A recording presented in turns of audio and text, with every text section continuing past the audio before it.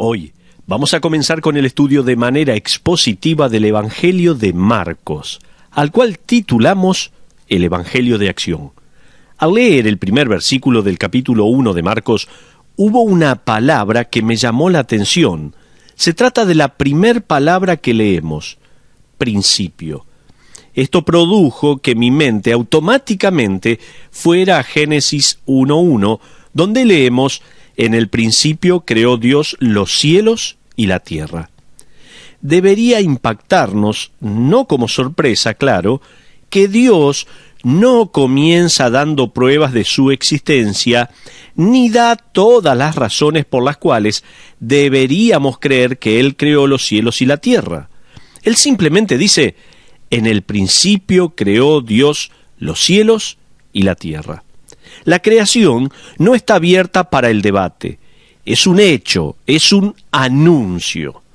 Al leer las primeras palabras del Evangelio de Marcos en el Nuevo Testamento, también encontramos un anuncio. Esto tampoco está abierto al debate. Marcos escribe lo siguiente. Él dice: principio del Evangelio de Jesucristo, Hijo de Dios. Esto no hace falta comprobarlo, es simplemente un anuncio. Barclay traduce este versículo de la siguiente manera, escuche bien: este es el comienzo de la historia. Me gusta esa traducción. Es como si Marcos dijera: miren, así es como comenzó todo en aquella época, con el comienzo de Jesucristo. Este es el Evangelio del que es el Hijo de Dios. Subraye ahí la palabra evangelio en este versículo y haga una nota de referencia en el margen de su Biblia a 1 Corintios capítulo 15. Pablo va a definir en 1 Corintios capítulo 15 qué es el evangelio. Dice que es el hecho de que Cristo murió por nuestros pecados, que fue sepultado según las Escrituras y luego resucitó. Ese es el anuncio. Entonces Marcos, el discípulo de Acción, comienza directamente con el ministerio público de Jesucristo. Fíjese en el versículo 2. Estamos en el Evangelio según San Marcos, su primer capítulo. En el versículo 2 leemos, como está escrito en Isaías el profeta: «He aquí yo envío mi mensajero delante de tu faz, el cual preparará tu camino delante de ti». Me gustaría dar algunos puntos acerca de este versículo.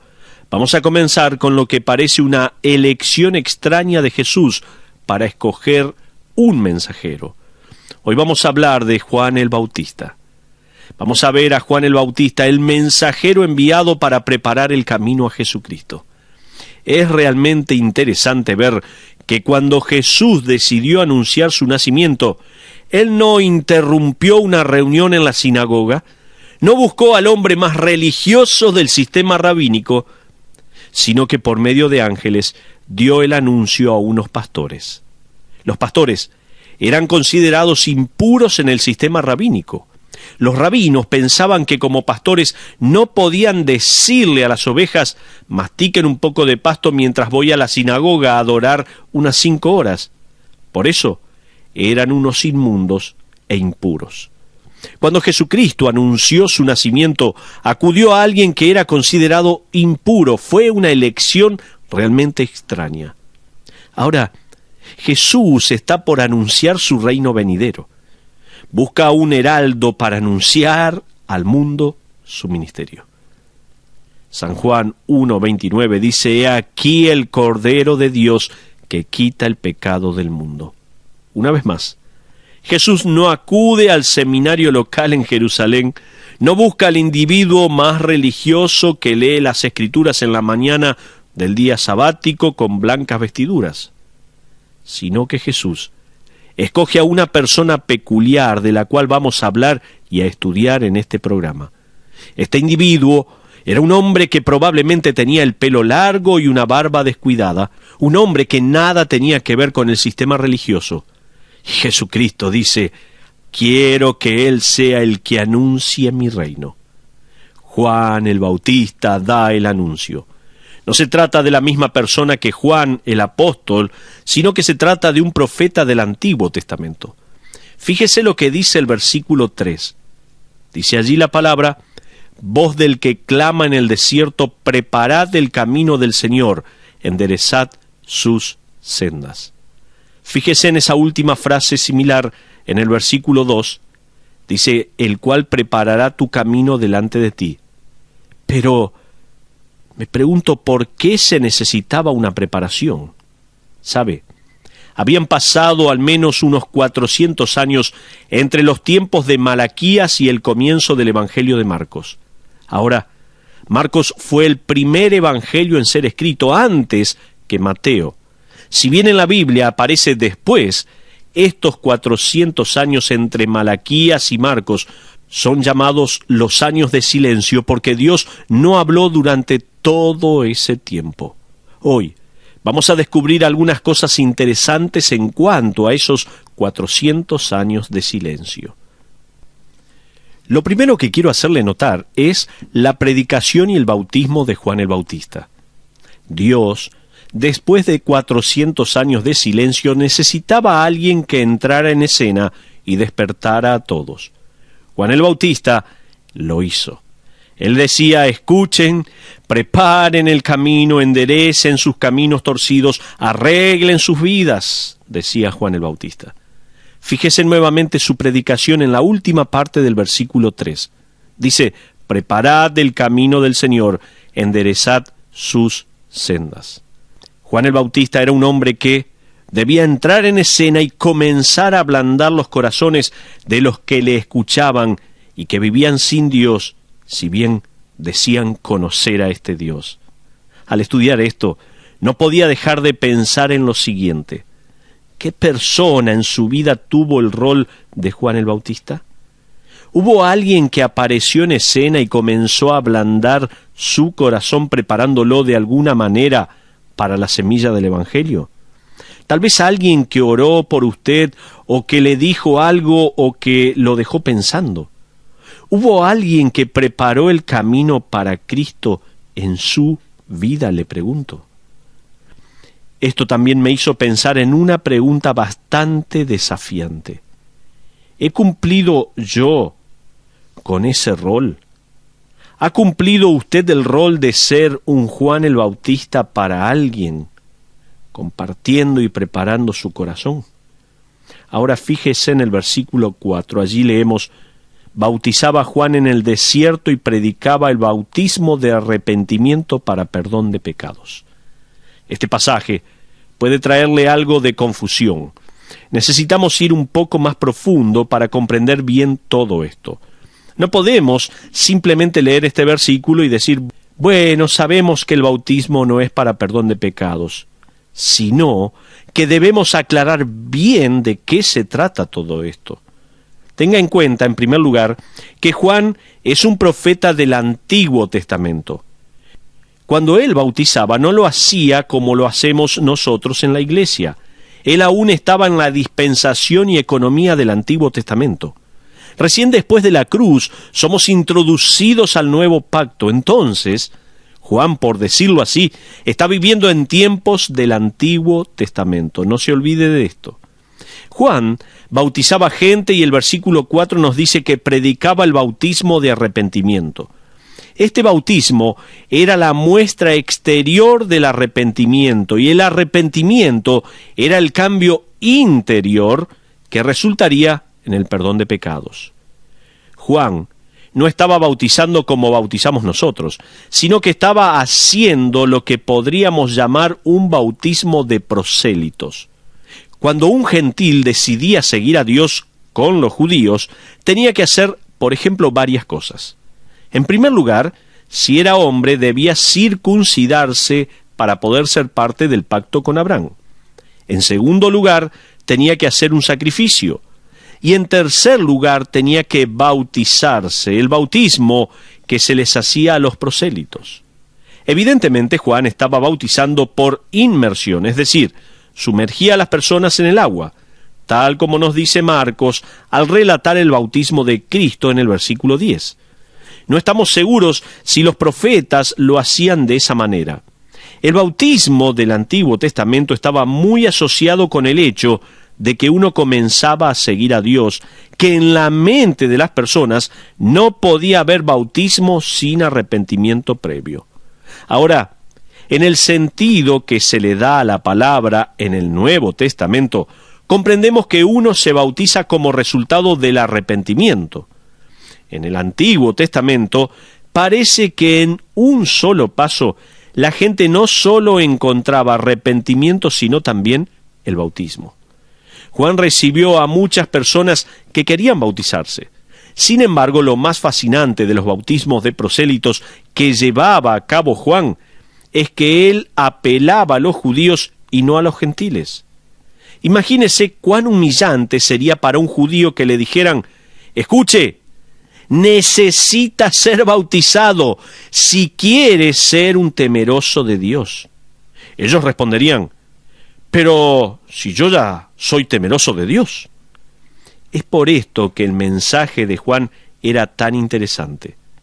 Él salió a la calle y dijo: todos ustedes deben prepararse para la venida del Mesías y necesitan revelarle al mundo el arrepentimiento por medio de este acto público del bautismo. Como resultado, los que estaban involucrados en el sistema religioso odiaban a Juan el Bautista. Entonces, ese era el bautismo de Juan y su predicación. Pero, ¿cuáles son las diferencias entre el bautismo de Juan y el de Cristo? Permítame darle 3 diferencias entre el bautismo de Juan y el de Cristo. Tal vez haya más de 3, pero yo voy a darle por lo menos 3. Primero, tome nota, el bautismo de Juan era la antigua señal, el bautismo del prosélito. Fíjese en el versículo 8. Allí leemos: yo a la verdad os he bautizado con agua, pero él os bautizará con Espíritu Santo. No confunda el bautismo de Juan con lo que la Iglesia hace en la actualidad cuando alguien se convierte a Cristo. El bautismo de Cristo es una nueva señal, y esa señal es el Espíritu Santo. A diferencia de los tiempos del Antiguo Testamento, usted y yo obtenemos el bautismo del Espíritu el día en que aceptamos a Cristo como nuestro Salvador personal. 1 Corintios, capítulo 12, versículo 13, nos habla de ese bautismo en tiempo pasado, porque dice: porque por un solo Espíritu fuimos todos bautizados en un cuerpo. Esto es en el momento de la conversión, así que es diferente que en el bautismo de Juan. En segundo lugar, el bautismo de Juan era externo, el bautismo de Cristo, siendo con el Espíritu Santo, es interno. Y en tercer lugar, en esta diferencia entre el bautismo de Juan y el de Cristo, el bautismo de Juan limpiaba el cuerpo, el bautismo de Cristo limpia el corazón. Pero vayamos más adelante en nuestro estudio. Veamos la audiencia de Juan el Bautista.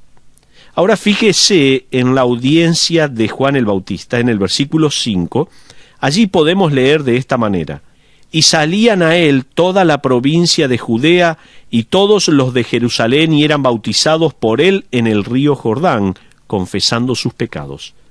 Fíjese que casi al mismo tiempo que se bautizaban, confesaban sus pecados. Permítame darle un poco de trasfondo a los tiempos del Antiguo Testamento. A propósito, tenga en cuenta que Marcos fue escrito a los creyentes romanos. Por ejemplo, Séneca, el historiador romano que vivió en aquella época, describió a Roma como la cloaca del mundo antiguo. La civilización griega, después de Alejandro Magno, que había conquistado prácticamente todo el mundo conocido en ese entonces, había comenzado a helenizar al mundo. El problema con la civilización helena o griega es que era pagana hasta la médula. Ellos adoraban al cuerpo. Esa es una de las razones por las que uno en los museos ve todas esas estatuas desnudas. En la actualidad está resurgiendo. Al parecer, en la mente griega se adoraba a lo físico, lo palpable. Había muchísima inmoralidad y la homosexualidad era rampante. Fue en esa época y a este mundo en el cual Juan el Bautista entró en escena. Sin embargo, un movimiento nació. Si quieren, síganme, y comenzó muy bien. Era un movimiento que buscaba separarse de este mundo pagano y dedicarse a Dios. Los líderes de este movimiento eran hombres que se hacían llamar a sí mismos fariseos. Ahora, fariseo significa separatista. Así que los fariseos se separaron de esa cultura, de esa sociedad, y dijeron: nosotros vamos a ser diferentes, vamos a ser piadosos, vamos a ser separatistas. Este movimiento comenzó bien, pero luego surgieron problemas. Los fariseos desarrollaron sobre la ley del Antiguo Testamento no solo una extensión de la misma, sino que comenzaron a escribir tradiciones orales como el Mishá. De hecho, el Mishá creció y creció hasta llegar a ser de varias miles de páginas. Luego, ellos tuvieron que escribir algo para explicar el Mishá. Así que escribieron lo que hoy conocemos como el Talmud. El Talmud era el comentario que explicaba el Mishá, que era un agregado a la ley del Antiguo Testamento. Ellos también comenzaron con el sistema de las sinagogas y muchas cosas más. Entonces, en menos de 400 años, tenemos un movimiento que comenzó bien, pero que terminó en un sistema religioso externo al cual llamamos fariseísmo. Ahora permítame darle algunas ilustraciones de agregados a la ley. Por ejemplo, ¿se acuerda de Éxodo 28? Allí dice: acuérdate del día de reposo para santificarlo. ¿Sabe? Hay 24 capítulos en el Mishá que habla de esta frase. Los fariseos pensaron que necesitaban explicarlo. Prácticamente este versículo dice que uno no debe trabajar durante el día de reposo. Entonces los fariseos decidieron definir qué es trabajo. Estas cosas son cruciales, ¿no es así? Por ejemplo, fíjese lo que ellos dijeron. Si usted tiene dolor de garganta en el día de reposo, puede beber vinagre para aliviar el dolor, pero no puede hacer gárgaras porque eso sería trabajo. Otra cosa más que dijeron en cuanto al trabajo: ninguna mujer podría mirarse al espejo durante el día de reposo porque existe la posibilidad de que vea una cana y se la quiera quitar, y eso sería trabajo. Estaba permitido hacer un nudo en una soga, pero solo con una mano. Imagínese atarse los cordones con una sola mano. Qué difícil es, ¿no? Pero afortunadamente había 4 excepciones a esta regla. Uno podía usar las 2 manos para atar los odres de vino, atar las sandalias, atarse el vestido para las mujeres, atarse el pañuelo en la cabeza, también para las mujeres. Seguimos un poquito más. Escuche, si un hombre necesitaba agua y no podía atar la soga para bajar el recipiente en el pozo, él podía atar el balde con el pañuelo de su esposa, cosa que era legal. Pero vayamos un poco más. Otro ejemplo lo encontramos en Jeremías 17, versículos 21 al 24. El versículo 21 dice: guardaos por vuestra vida de llevar carga en el día de reposo.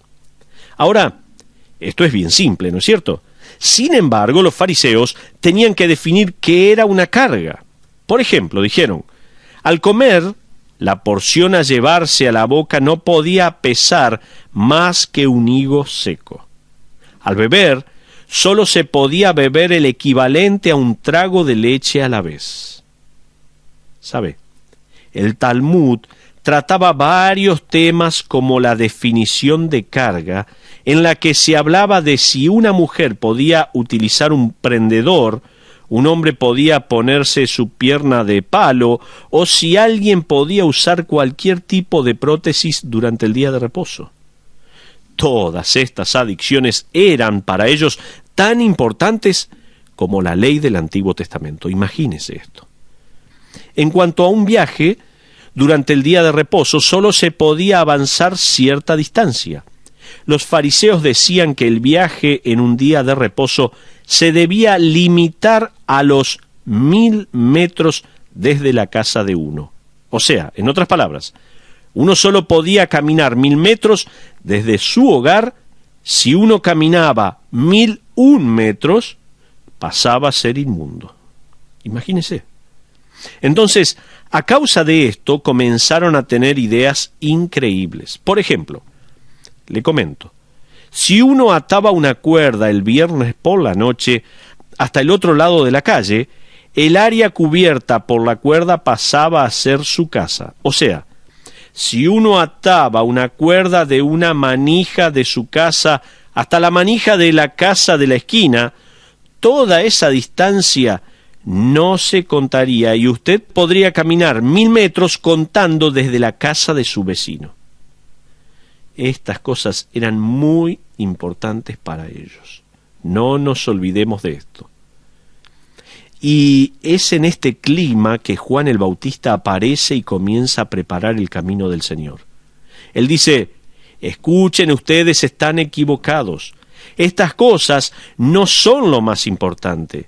Y así comienza a intentar despertarlos. Ahora había 3 grupos a los que Juan se dirigía. El primer grupo eran los esenos, que se aislaban de la gente y vivían en las cuevas de Qumran. Como creían que estaba mal casarse, se extinguieron en poco tiempo. Otro grupo, a los cuales Juan le estaba predicando, eran los saduceos. Eran liberales y negaban todo lo sobrenatural en la Biblia. El tercer grupo, eran estos fariseos, a los que se les llamaba moderados o legalistas. Entonces, durante los 400 años de silencio, uno puede ver que las maquinaciones de los hombres y el legalismo fueron evolucionando y creciendo. Estas personas rechazaron a Cristo porque Él rompió la ley. Usted recordará que siempre lo acusaban de eso. Sin embargo, Él cumplió con toda la ley mosaica. Ellos lo rechazaron porque Él no guardaba el Talmud y los escritos del Mishá. Ahí estaba el problema. Ahora sigamos adelante. Vamos a ver la aparición de Juan el Bautista. Fíjese en la aparición de Juan el Bautista en el versículo 6. Allí leemos algo que lo hace aún más extraño.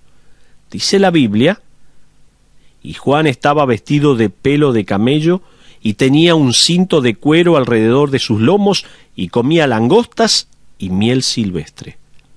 La vida entera de este hombre era una protesta.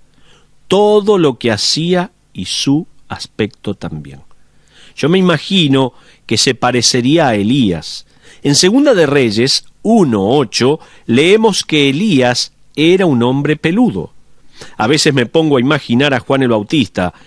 Él vivía en el desierto, que era una tierra absolutamente árida y difícil. Probablemente el viento le secó el cabello y su larga barba. Imagino que tendría mucho vello en los brazos y en las piernas, como si fuera un San Bernardo. Juan el Bautista entró en escena luciendo una vestimenta hecha de pelo de camello que probablemente era corta y sin mangas. Su piel era tan dura como el cuero a causa del sol y el viento del desierto. Desde luego que tenía un aspecto fuera de lo común. Él era el tipo de persona que yo me imagino yendo a cazar un oso con un bate de béisbol. Juan el Bautista entra en escena y está listo para hacer cambios. Y él nunca se asocia con los fariseos, esenos o saduceos, y no se cuida de decirles las cosas como son. ¿Sabe? Las multitudes lo aman y acuden a él. Fíjese también que él tenía un apetito bastante fuera de lo común. Dice que comía langostas y miel silvestre. Imagíneselo sentado junto al fuego, con una sartén llena de langostas, friéndolas y luego poniéndolas en un recipiente con miel y comiéndolas. Se trataba de un personaje peculiar y diferente. Sin embargo, tenga en cuenta que la meta de Juan el Bautista no era la de ser único. Él no buscaba la peculiaridad, sino la obediencia.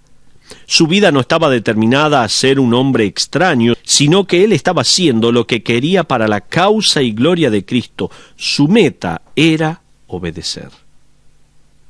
Pero veamos tentaciones que Juan el Bautista evitó. Este hombre, con estas características, iba a enfrentar las mismas 3 tentaciones que usted y yo vamos a enfrentar como líderes en el hogar, en la iglesia o en el trabajo. Permítame darle 3 tentaciones que yo creo que Juan el Bautista enfrentó y eludió.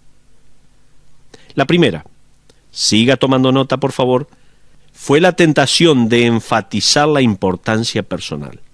Fíjese en el versículo 7. Es interesante. Allí leemos, y predicaba diciendo, viene tras mí el que es más poderoso que yo. Por favor, subraye la frase más poderoso que yo. La gente veía a Juan con muchísima reverencia y respeto. Él era tan, pero tan diferente. Así todo, en vez de llevarse la gloria por el gran ministerio que estaba haciendo y el gran hombre que era, así se lo consideraba, él dijo, viene tras mí el que es más poderoso que yo. En segundo lugar, la segunda tentación que sería la de esconder las debilidades personales. Fíjese en la próxima frase del versículo 7. Allí leemos, viene tras mí el que es más poderoso que yo, a quien no soy digno de desatar encorvado la correa de su calzado. Usted sabrá que en aquellos días los siervos debían desatar la correa de las sandalias de los invitados y luego limpiarles los pies. Cuando llovía, las calles estaban llenas de barro. Cuando hacía calor, las calles estaban llenas de polvo. La gente llegaba a casa con los pies bien, pero bien sucios. La labor de los siervos era quitar las sandalias al huésped o al amo y luego lavarle los pies. Juan dice, yo ni siquiera soy digno, ni siquiera estoy al nivel de un siervo. Soy menos que un siervo y no soy digno de desatar la correa de su calzado. Juan el Bautista no ocultaba sus debilidades. Él le dejó ver a todo el mundo que era de carne y hueso. Él no permitió que lo pusieran en un pedestal. Dejó bien en claro que era humano. Vamos a la tercera tentación. La tercera tentación que pienso que Juan evitó fue exaltar sus logros. Él dice en el versículo 8, yo a la verdad os he bautizado con agua, pero él os bautizará con Espíritu Santo. En otras palabras, yo he hecho lo que me tocaba, he obedecido, pero él hará mucho más. En vez de reconocer sus propios logros, Juan dijo esto en Juan 3:30. No da el secreto de la vida de Juan el Bautista.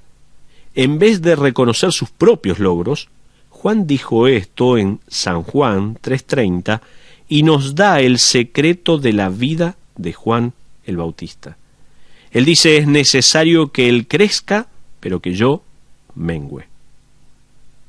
Qué hermoso pasaje. Williams lo traduce de la siguiente manera. Él debe crecer más y más y yo debo disminuir y seguir disminuyendo.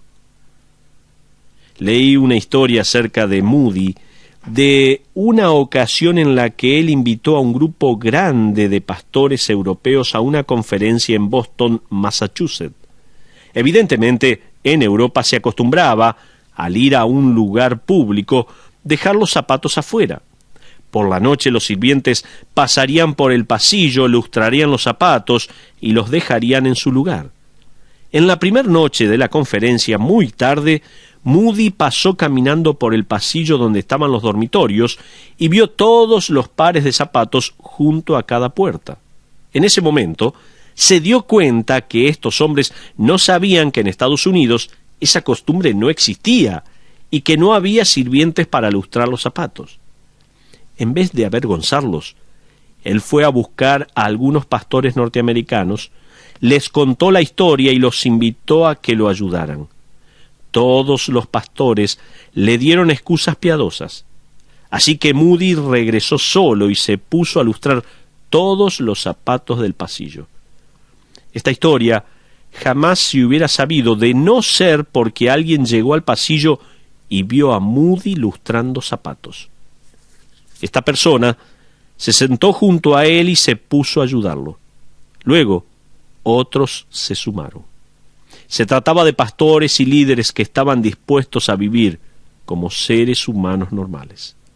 Así era Juan el Bautista. Eso es humildad. Pero ahora estamos llegando al tiempo de la aplicación. A manera de aplicación, para concluir, permítame darle algunas similitudes necesarias entre la vida de Juan el Bautista y usted y yo. ¿Por qué estaba impactando Juan el Bautista? ¿Se preguntó alguna vez esto? ¿Qué cosa en su vida marcaba una diferencia? ¿Qué cosas vemos en su vida que debemos imitar? Desde luego, que no debemos imitarlo, pero sí imitar su carácter. Cosas a imitar del carácter de Juan el Bautista.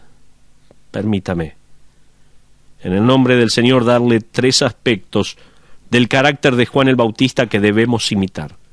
Hay muchas cosas, pero yo voy a darle solamente 3. En primer lugar, a manera de aplicación, Juan vivía lo que decía. Él dijo: preparad el camino del Señor. Él dijo eso y nadie pudo levantar el índice y decir: ah, pero usted no lo hace. Usted me dice que haga algo, pero Juan, usted mismo no lo está haciendo. No, Juan vivió lo que predicó. Pienso en usted y en mí, diciendo que somos cristianos que conocemos a Cristo, pero vivimos de esa manera. Vivimos de una manera en que la gente no puede señalarnos y decir: usted dice conocer a Cristo, pero yo no lo veo. Juan fue ante los fariseos y les dijo: escuchen, quiero ver frutos de vuestro arrepentimiento, quiero ver pruebas. Ahora, hay pruebas en su vida que demuestran que realmente pertenece a Cristo. Qué pregunta, ¿no? Se la dejo para que siga pensando. Existe una gran diferencia entre la moralidad externa y la verdadera justicia, y Juan la tenía. En segundo lugar, segunda aplicación, Juan era completamente humilde. Él me recuerda al apóstol Pablo. Pablo dijo lo siguiente en sus primeros años de ministerio en 1 Corintios 15:9, porque yo soy el más pequeño de los apóstoles. ¿Recuerda esa frase? Pablo dice, en otras palabras, de estos 12 hombres, los apóstoles, que son líderes, yo quedo en último lugar. Esa fue una declaración de humildad y significa mucho. Más adelante en su vida, Pablo diría: a mí que soy menos que el más pequeño de todos los santos. Ahora, ya no se trata de solo 12 hombres, sino de todo el mundo cristiano, toda la familia de la fe. Pablo dice: yo estoy en último lugar. Luego, en sus últimos días de vida en esta tierra, en 1 Timoteo 1:15, Pablo le escribe a su hijo en la fe Timoteo y le dice: Cristo Jesús vino al mundo para salvar a los pecadores, de los cuales yo soy el primero.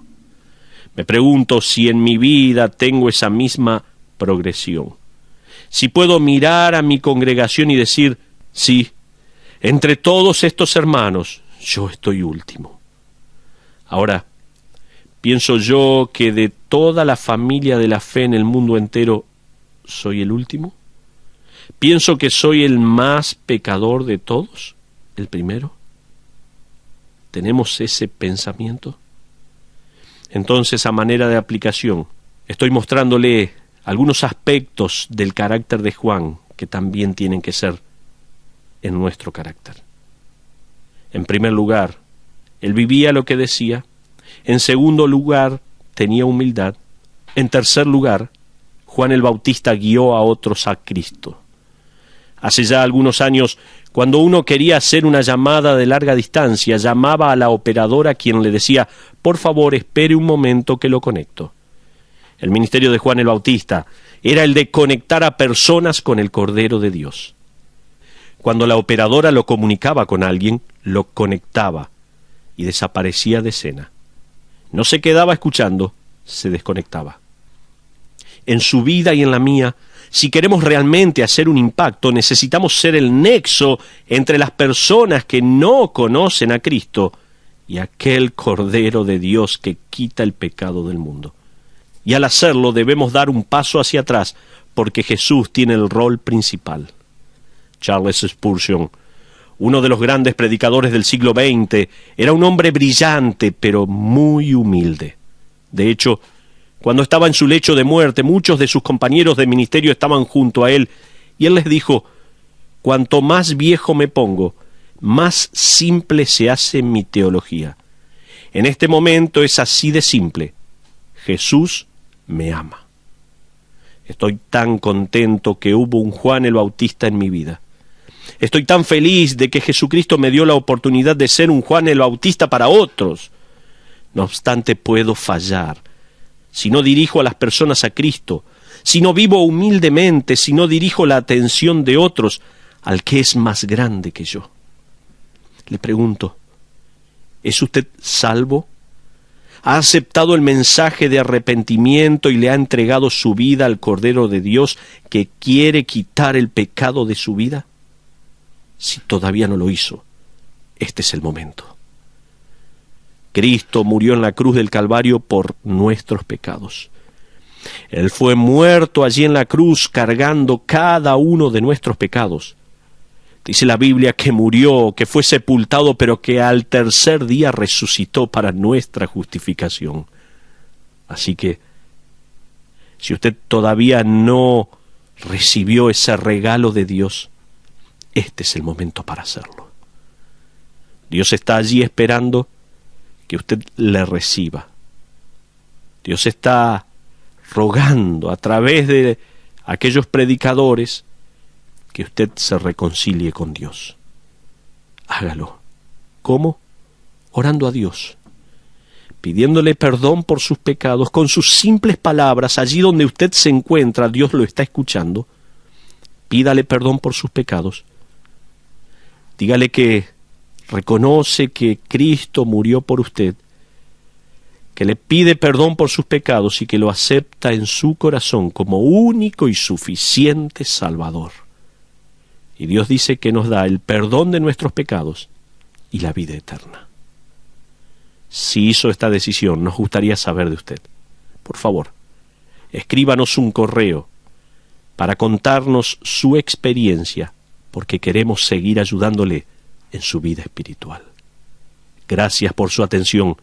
Que Dios le bendiga ricamente. Esperamos saber de usted. Que Dios le bendiga.